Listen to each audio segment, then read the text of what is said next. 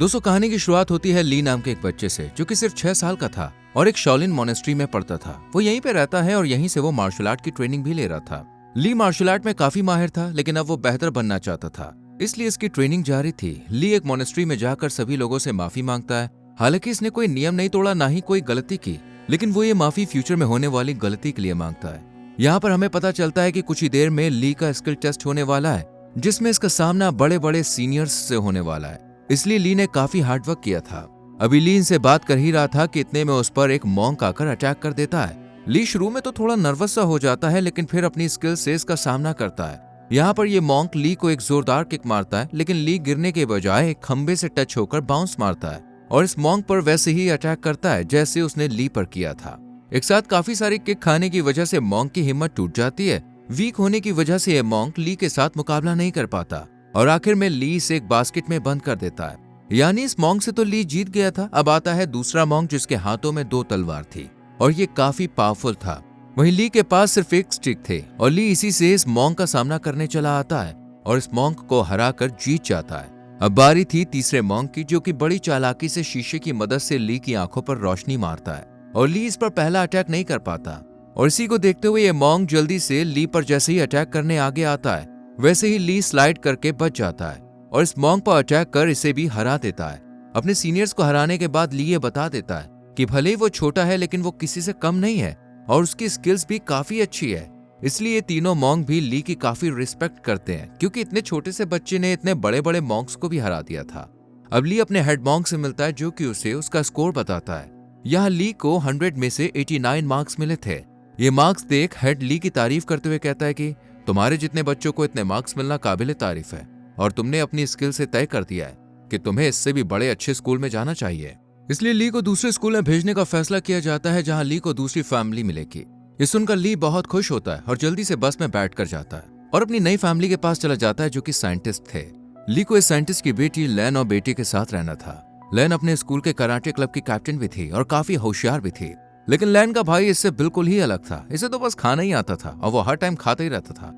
अब हम देखते हैं कि लैन को उसके फादर की कॉल आई है। लैन जब अपने फादर से बात करती है तो कुछ नाराज सी लगती है, क्योंकि वो काफी समय से अपने घर वापस नहीं आए थे। लैन के फादर कहते हैं कि मैं जल्द ही घर आने वाला हूँ, इसलिए तुम नाराज मत हो, और साथ ही एक डिवाइस के बारे में भी बताते हैं जिस पर वो दिन रात मेहनत कर रहे थे। ये डिवाइस काफी पावरफुल थी, इसलिए कुछ गैंगस्टर भी इसके पीछे पड़े हुए थे। लैन के फादर उनके भेजे हुए गिफ्ट को खोलने के लिए कहते हैं। जब लैन इस बॉक्स को खोलती है तो वही डिवाइस होती है। ये डिवाइस लैन के फादर ने इसलिए इन्हें दी थी ताकि ये लोग गैंगस्टर से बच के रह सके।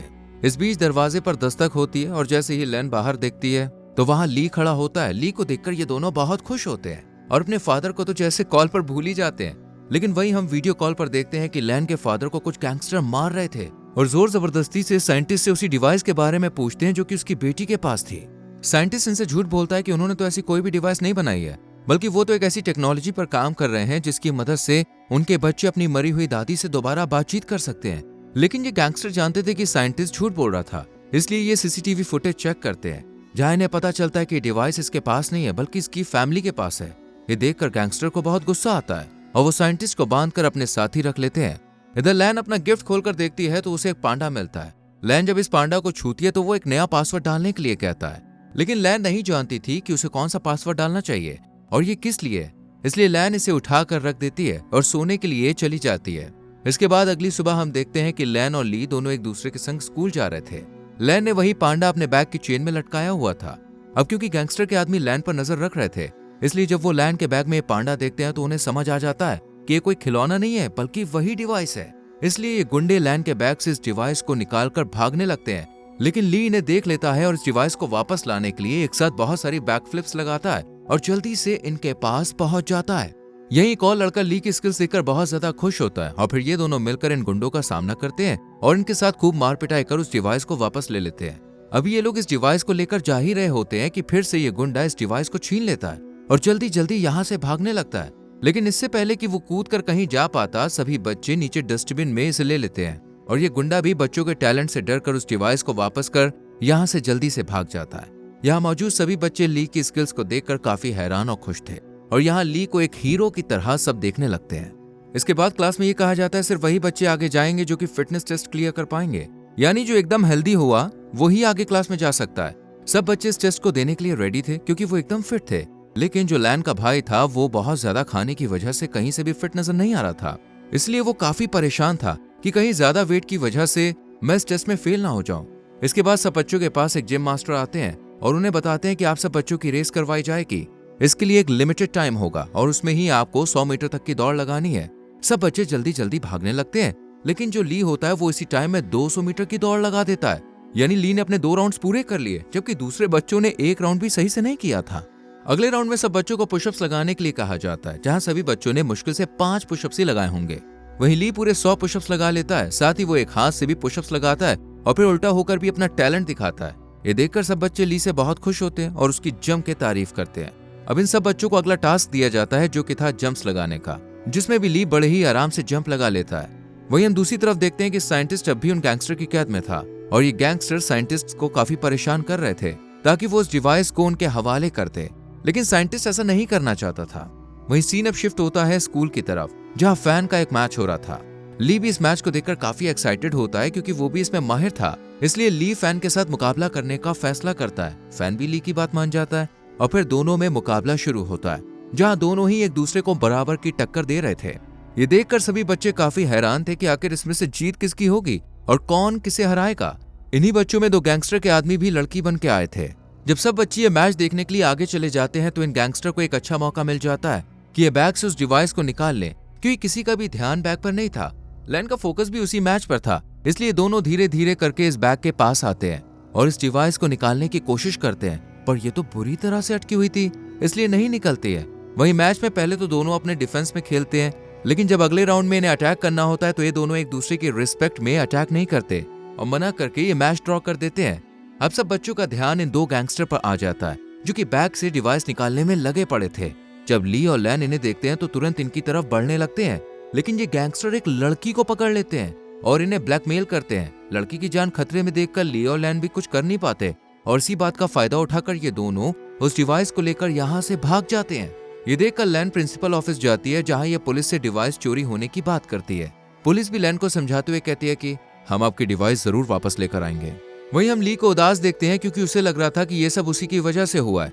अगर वो लैन के साथ मैच नहीं रखता तो सब बच्चे अपनी अपनी जगह पे बैठे रहते, लेकिन उसके मैच को देखने की वजह से सब बच्चे और लैन भी आगे आ गई और बैग छोड़ आई।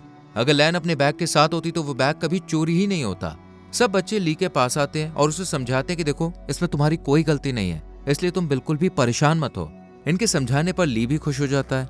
अब ये डिवाइस गैंगस्टर तक पहुंच चुकी थी, इसलिए ये लोग इसे ऑन करते हैं और अपने सिस्टम के साथ जोड़कर उसे ऑपरेट करने लगते हैं, लेकिन सिस्टम इनसे पासवर्ड मांगने लगता है। ये देखकर जब ये गैंगस्टर साइंटिस्ट से पासवर्ड मांगते हैं तो ये साइंटिस्ट साफ इनकार कर देता है। इसलिए जब ये गैंगस्टर साइंटिस्ट के पास जाता है तो देखता है कि लैन ने उसके लिए एक मैसेज किया है, जिसमें उसने बताया था कि पापा, कल मेरा बर्थडे है। ये सुनकर ये गैंगस्टर साइंटिस्ट को ब्लैकमेल करता है, कहता है कि तुम तो वहां नहीं जा पाओगे, लेकिन हाँ, मैं जरूर पार्टी में जाऊंगा।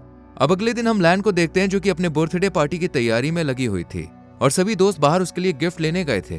तभी लैन को उसके फादर के फोन से मैसेज आता है, जिसमें उसे बाहर आने के लिए कहा जाता है। लैन ये पढ़कर खुशी खुशी बाहर जाती है, जहाँ गैंगस्टर उसको किडनैप करके अपने साथ ले जाते हैं। लेकिन तभी यहाँ सभी बच्चे गैंगस्टर को देख लेते हैं, इसलिए सभी बच्चे इन गैंगस्टर की कार का पीछा करते करते साइंटिस्ट की लैब तक पहुंच जाते हैं, जहां गैंगस्टर लैन की गर्दन पर छुरी रखकर साइंटिस्ट को ब्लैकमेल कर पासवर्ड पूछते हैं। लेकिन साइंटिस्ट को तो पासवर्ड पता ही नहीं था, क्योंकि ये डिवाइस खुद उन्होंने लैन को दी थी और लैन को ही इस पासवर्ड के बारे में पता था। इसलिए अब ये लोग लैन से जबरदस्ती उस पासवर्ड को पूछते हैं। लैन कहती है, व्हाट पासवर्ड? क्योंकि जब उससे पासवर्ड पूछा गया था तो उसने यही बोला था।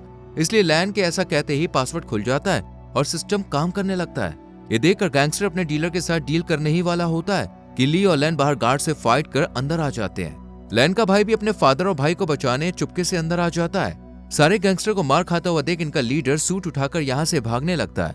इसके पीछे साइंटिस्ट और लैन भी भागने लगते हैं। वहीं लैन एक गैंगस्टर के आदमी से लड़ता है, लेकिन इसे हराने में काफी मुश्किल होती है। लेकिन जब ली यहाँ पे आता है तो दोनों मिलकर इसको हरा देते हैं। इसके बाद पुलिस आकर सबको अरेस्ट कर लेती है और बाद में इन बच्चों की बहादुरी के लिए इन्हें अवार्ड दिया जाता है और फिल्म दोस्तों यहीं पर खत्म हो जाती है। दोस्तों, आपको इस मूवी की एक्सप्लेनेशन कैसी लगी हमें कमेंट सेक्शन में लिख के जरूर बताएं।